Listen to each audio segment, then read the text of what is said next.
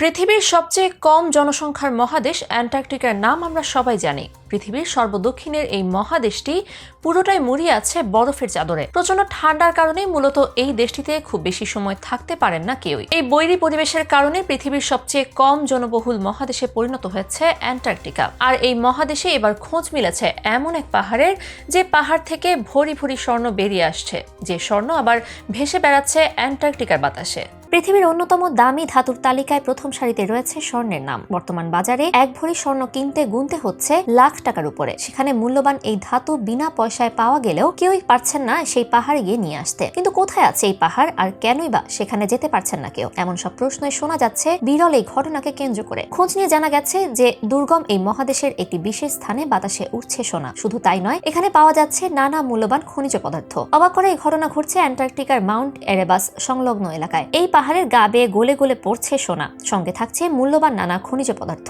সম্প্রতি মহাকাশ গবেষণা সংস্থা নাসা এমন তথ্য জানিয়েছে। নাসার দেয়া তথ্য মতে আগ্নেয়গিরি থেকে প্রতিদিন প্রায় ৮০ গ্রাম করে সোনা উঠে আসছে, যার মূল্য $৬,০০০ কাছাকাছি। তবে এত সোনা আর মূল্যবান খনিজ পদার্থ উঠে এলে তা যে উড়িয়ে আনবে এমন সাধ্য কারোই নেই। কারণ আগ্নেয়গিরি থেকে গ্যাসের ধাক্কায় স্ফটিকের আকারে সোনা উঠে আসে, আর ফুটন্ত লাভা থেকে সেটা তোলা এক কথায় অসম্ভব। তেমনটা করতে গেলে হাত তো যাবেই, প্রাণটাও চলে যেতে পারে। এদিকে আগ্নেয়গিরি থেকে বের হওয়া গ্যাসের ধাক্কায় বাতাসের সঙ্গে মিশে যাচ্ছে সোনার কণা। এসব কণা বাতাসে ভেসে আগ্নেয়গিরি থেকে ৬২১ মাইল দূরে পর্যন্ত পৌঁছে গেছে। আর এভাবে জানা গেছে সোনা উঠে আসছে আগ্নেয়গিরি থেকে। এই ঘটনা জানাজানি হওয়ার পর নাসা স্যাটেলাইট চিত্রের মাধ্যমে আগ্নেয়গিরি থেকে সোনা ওঠার ছবি প্রকাশ করে, কিন্তু সেই সোনা কুড়িয়ে নেওয়ার ক্ষমতা এখন পর্যন্ত কারো হয়নি। উল্লেখ্য যে মাউন্ট এরেবাস হচ্ছে অ্যান্টার্কটিকার সবচেয়ে উঁচু ও জীবন্ত আগ্নেয়গিরি। এরিবাস আগ্নেয়গিরি যেখানে রয়েছে সেখানে তাপমাত্রা যে কোনো সময় -50°C নিচে নেমে যেতে পারে। তাই সেখানে যাওয়া একেবারে নিরাপদ নয়, মানুষের মৃত্যু পর্যন্ত হতে পারে। রস সাগরের মধ্যে রস দ্বীপে এই মাউন্ট এরিবাসের অবস্থান। অ্যান্টার্কটিকায় প্রায় ১৩৮টি আগ্নেয়গিরি রয়েছে। এগুলোর মধ্যে ৯টি সক্রিয়। তার মধ্যে